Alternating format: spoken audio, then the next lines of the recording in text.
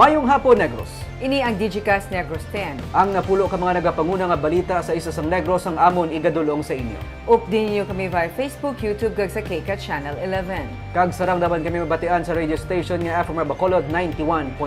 Kagyari ng top 10 nga mga balita sa Negros subong adlaw. May pila ka mga drivers ug operators nga nagupod sa transport strike subong nga sona ni Presidente Ferdinand Marcos Jr. City Agriculturist Attorney Goldwyn Ifra sa Bacolod City ginpaidalom sa 60-day suspension. PWD nakastiguan sa 6-footer nga lalaki. Negros Occidental, hindi direkta malabyan sa bagyo nga egay pero maka-eksperyensya sa maulanon nga panahon. Kag sa good vibes, isa ka Bacolod noon magatiglawa sa Pilipinas sa SEAN Games. Inatanan sa Digicast Negros 10. Sa number 10,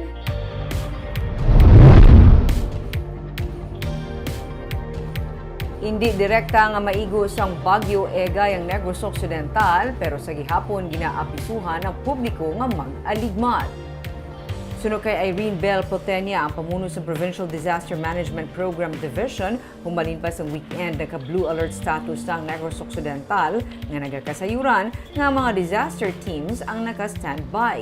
Na preposition naman o kung nakahanda na sa anuman nga deployment ang mga relief goods sa Provincial Social Welfare and Development Office.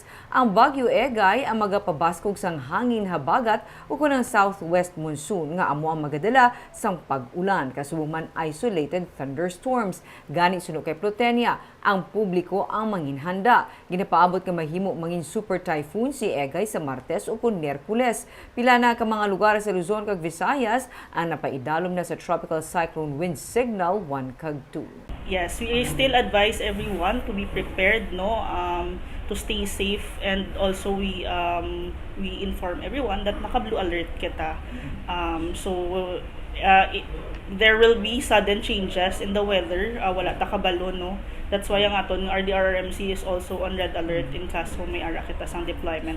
Aton nga PSWDO is currently may ara sila na prepare nga mga food packs in kaso may ara kita sa mga evacuees. But as reported, we had number of evacuees over the weekend due to torrential rain.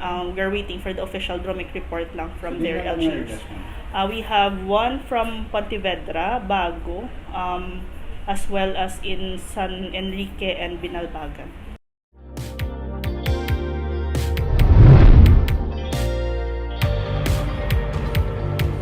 Sa number 9, pag-lift sang state of public health emergency tungod sang COVID ang mangin maayo para sa ekonomiya, ilabi na sa turismo. Inisunod kay Governor Eugenio C. Lacson nga apesar sa mga deklarasyon, nagapahanumdom sa gihapon sa publiko nga yara pa nagapabilin ang COVID-19. Sang Sabado, gindeklarar ni Presidente Ferdinand Marcos Jr.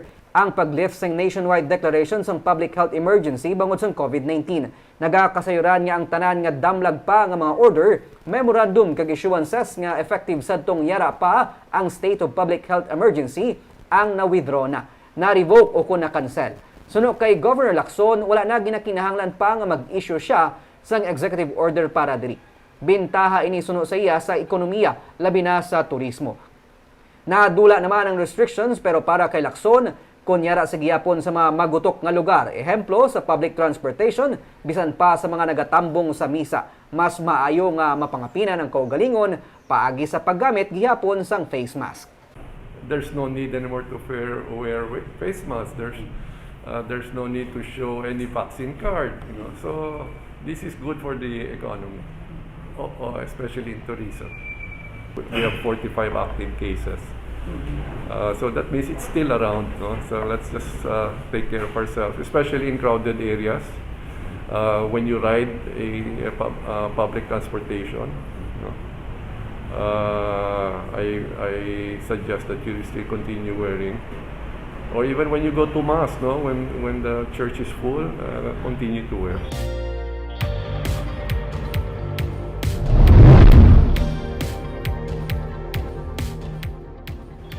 Sa number 8, napatay nga katapos ang NPA sa Moises Padilla nagapabilin sa gihapon sa punerarya.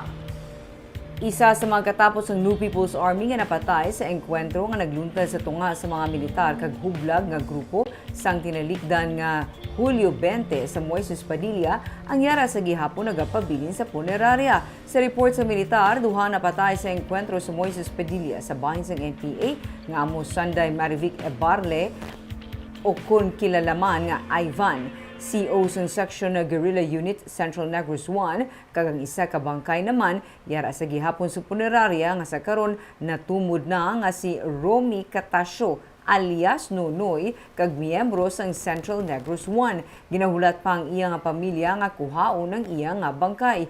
Huwebes na nagluntad ang encounter sa Moises Padilla matapos nga ginreport sang pumuluyo ang presensya sang rebelding grupo. Nag-engkwentrohanay ang 62nd Infantry Battalion kag ang NPA kung sa diin napatay ang duha ka mga miyembro. Sa number 7,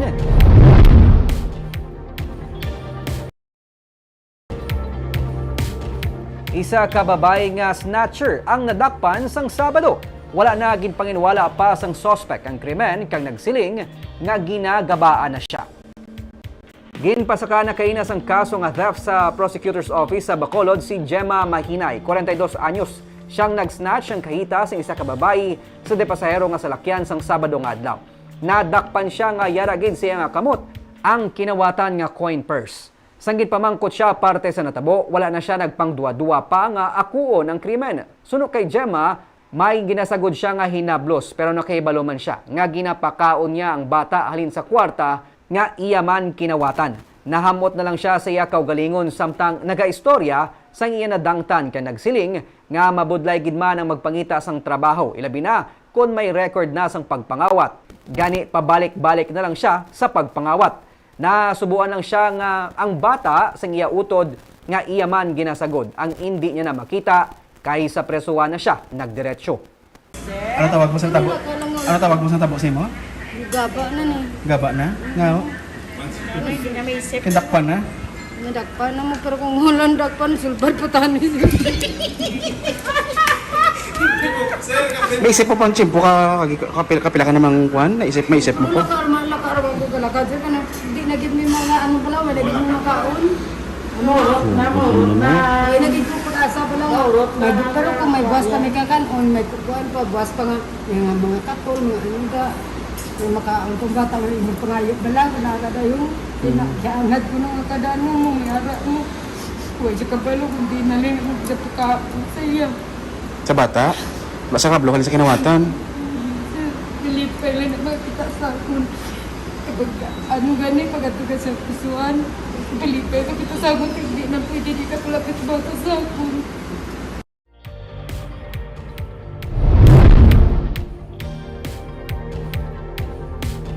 Sa number 6, 32 anyos nga lolo ang nagapabilin sa kritikal nga kondisyon matapos mabubuan sa motorsiklo sa Silay City.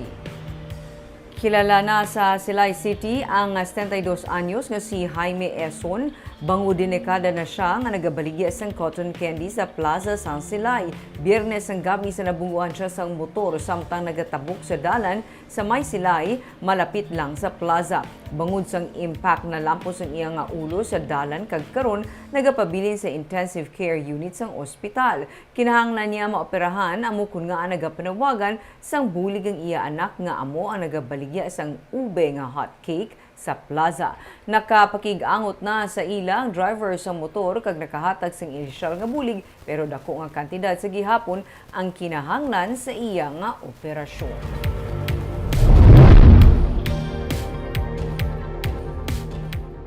Sa number 5, lalaki nga nag-viral sa social media matapos nga magsabit sa poste sang mangawat sang kable ang ginkasuhan bangod sang pagpangastigo sa PWD. May report si Romeo Subaldo. Kung magtupad si Armin Gustilo kag John Vic Lumayaw, makita ang dako nga diferensya sa ilang height do David and Goliath. Si Armin, isa ka PWD samtang si John Vic amo ang nakapatupa sang kamot sa iya Sabado sa gabi sa may barangay Alihi sa Bacolod City. Ginbato ni John Vic ang balay sang kaingod nila ni Armin amo kun nga nabugtawan siya kag nagwa. Nagsabtanay sila nga duha, tubtub nga ginsipa siya kag natapungulan ni John Vic. Sa pagkakuhan, daw 3 ka batoy na buyan na ibungaw ko namon. Pagsulod niya, kadtuya ko to sa uluan sa auto namon. Gambar pa ako din nga, hindi lang ako nagpasakita, na tulog. Wala ako blas si paa diyon. Si paa higo ko diyo. Dapat medyo taas ako ni. Taas tao, tundra ginawa. Mag-asawa nga sipa, tatlo ka inumol to pa sa kon. Natabuan man nga nagwa sa ilang balay ang misis ni Armin nga si Alma de la Vega Agustilo nga amo ang pamuno sa PWD office sa Bacolod City. Gintingwaan niya nga ipalayo ang iyang mister, kaginsarado ang ilang gate, kagintulod ini ni John Vic natumba si Alma kag dadislo. Misis ko bangod na tumba siya. Kaya nagkuhan si misis ko mga isira ang gate, binungkal yung gate. Nasulod do sa natumba guro pag amo ni misis natumba si misis, natukod ja guro ya kamot sa duta. Karon natukod ja guro daga relocate dio. Tamo to na sa hospital. Aminado si John Vic nga sala ang iya ginhimo nga pagpatupa sang kamot sa kay Armin nga 52 anyos na kang isa pa ka PWD. Dala lang kuno yadto sang makahulubog nga ilimnon. Si Manang yan, ko ito na batupad, no? Baga na tumba Sa komosyon. Si Manang lang eh. Patupaan mo siya. Gamay pa ng siyo. Kainom mamalan. Nakainom. Kainom ko. Si John Vic Mansadto ang nag-viral sa social media. Malawig siya nga nagsabit sa poste sa Barangay 18 sa Bacolod matapos makuryente samtang nagatingwa nga mangawat sang kable. Ginbayaan siya sa iyang mga kaupdanan. Subong nga adlaw, ginfile na sa prosecutor's office sa Bacolod ang reklamo batok sa iya nga pagsupak sa layi nga nagapangapin sa mga PWD. Buwas naman nga adlaw ang birthday sa misis ni Armin kag nalipay siya nga subong nga adlaw makagwaan na ini sa ospital.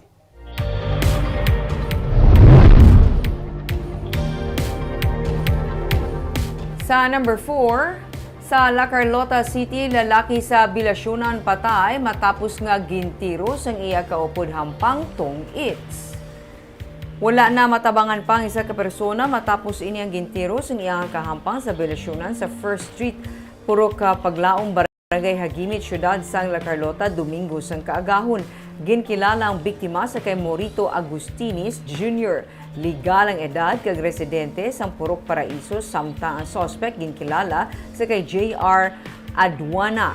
Nagapuyo sa Purok Hagimit sa nasambit nga barangay kag syudad. Sunod sa La Carlota, PNP nagahampang sa Adwana kag Agustinis Jr. sang tong its sang may nagluntad nga komosyon sa tunga sang duha. Ginasili nga naggabot sang pusil ang suspect kag gilayon nga gintiro ang biktima sa ulo. Ginhigagaw dala sa ospital apang gindeklarar nga dead on arrival ang biktima. Sa karon at large ang suspect kag ginahulat pang desisyon sang pamilya kung ini ang magapasaka sang kaso batok sa kay Adwana.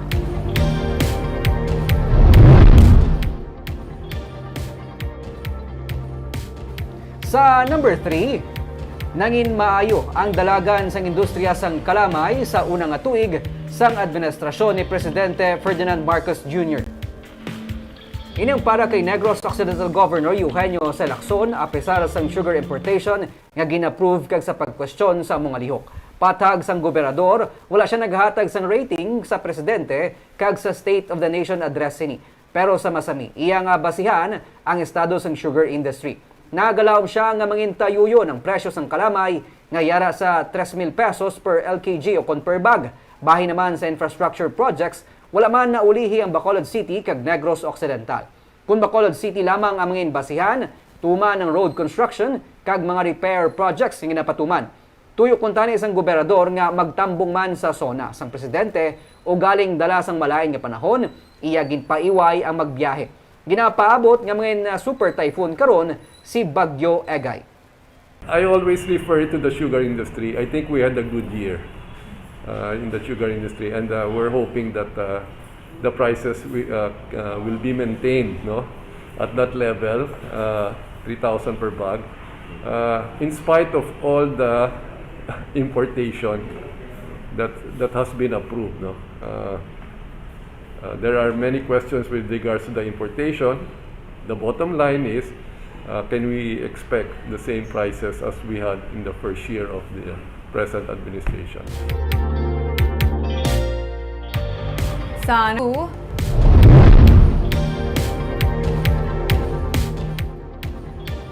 City agriculturist nga si Attorney Goldwyn Nifras ang ipaidalom sa 60-day preventive suspension angot sa ginaaligar unauthorized nga pagpaarkila sang traktora sang syudad.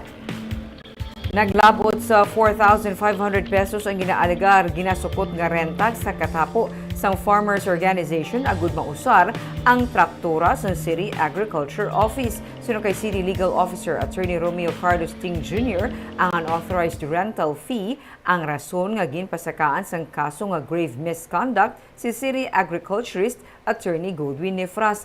Ginpanginwala naman inini ni Nifras nga nagpahayag nga libre nga ginapahulam ang traktora sa katapos ng highly urbanized City Agricultural and Fisheries Council sa Barangay Alangilan, kag Kabug. Dugang niya nga wala sang kwarta nga nagalapot sa iya bangod sa ang transaksyon para sa compensation sang operator kag driver sang traktora ang sa tunga lamang nila sa mga farmer organization. Siya karon ang ginpaidalom sa 60-day preventive suspension. Ang iyato na claim is ang 2,000 is for gasoline, sa fuel ang 2,500 sa operator. Despite siya nga wala siya kami ginapaton, gina-claim niya nga for compensation. Actually, ang amo na gani kina mga yun na kami kinag-claiman to siya na may program siya mo. Ti amo na ang pangayo na mo kung na-approve ng program yan na ano na nadala sa ilan na budget ang program na ako wala.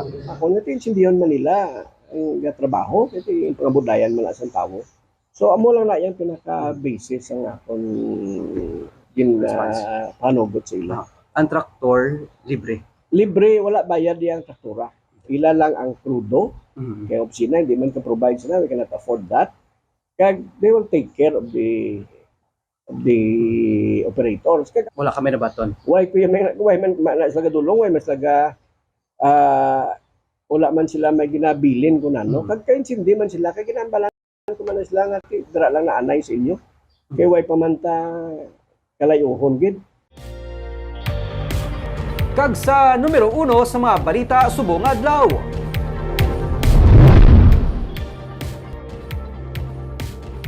May isa ka grupo nga nagupod sa transport strike sa State of the Nation address ni Presidente Ferdinand Marcos Jr.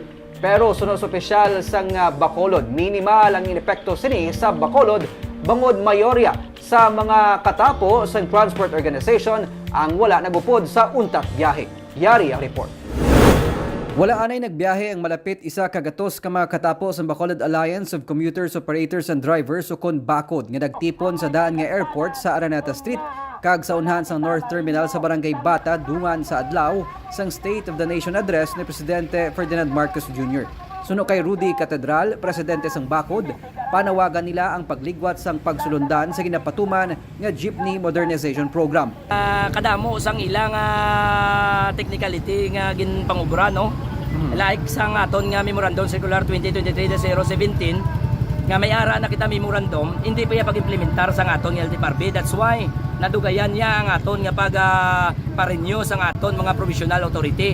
It's because sa ina nga sistema. Suno kay City Administrator Pacifico Magarit III, minimal ang naging epekto sang transport strike bangod magluwas nga wala nagupod ang mayorya sa katapo sang transport organization. May gintala na man nga mga patrol cars sa Bacolod City Police Office para sa libre sakay sa mga pasahero. But very minimal ang aton nga strike nga incidents dire. I think we're talking about 20 or less than 20 nga mga unit. So far pa lang ang nakitaan on strike. So, ng business as usual for our transport naton system diri sa Bacolod. So it means wala naka-affect sa operations ni Bacolod Attorney? Kaluyan nga all is normal man, wala man ta maapektaran. Ang kapulisan ang nagapabilin man sa full alert sa zona sang presidente. Maximum tolerance para wala sang malayo matabot sa aton nga mga relista, subong man sa aton nga mga kapulisan. Ang katapos ang sentrong samahan ng mga Chopper at Operators Negros o kon Estone upod sa Federation of Bacolod Drivers Association o kon FIBACDA ang wala nagupod sa untat biyahe. Initungod pa dayon nga nagabulig ang local government unit sa ila sa pagpasiguro nga ma-renew nila ang ilang mga provisional authority agod makasige sila biyahe sa piyakman sang Jeepney Modernization Program.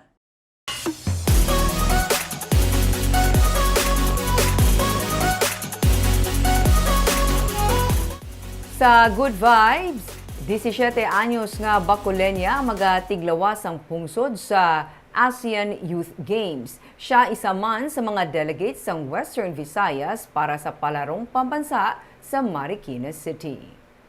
Sa sininga Hulyo 31, natalana nga mag-compete si Krisha Aguilion para sa 100-meter sprint sa palarong pambansa sa Marikina City. Isa siya sa mga negrense nga magatiglawas sa Western Visayas para sa national competition. Pero magluwas sa ginahimo nga pagpanghanda para sa palaro, todo man ang pag-ensayo ni Aguilion para sa nagahilapit nga ASEAN Youth Games sa Setyembre. Si Krisha isa ka senior high school student sa Bacolod Taitung High School. 2018 kag 2019 sa nangin gold medalist siya sa national competition para sa 100-meter sprint. Suno kay Aguilion, nangin inspirasyon niya ang magulang nga si Antoinette Aguilion nga isa man ka sprinter.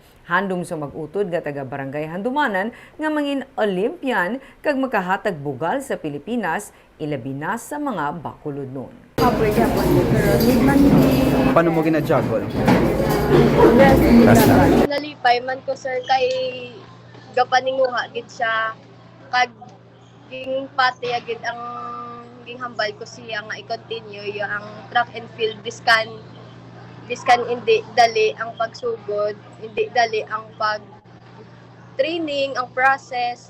Pero still fighting gid siya katama. Barbs, ang mga atleta nato na halin sa Negros, nagkadto na subong sa Marikina, nakaabot na. Of course, ang Western Visayas, kuno ano siya tawag nila, powerhouse. I'm not sure kung correct ng term ha. Para inang mga sa kadalagan pala. Kagabaya, safe lang sila sa mga injuries. Kag syempre dalo nila ang bugal para sa mga taga Western Visayas.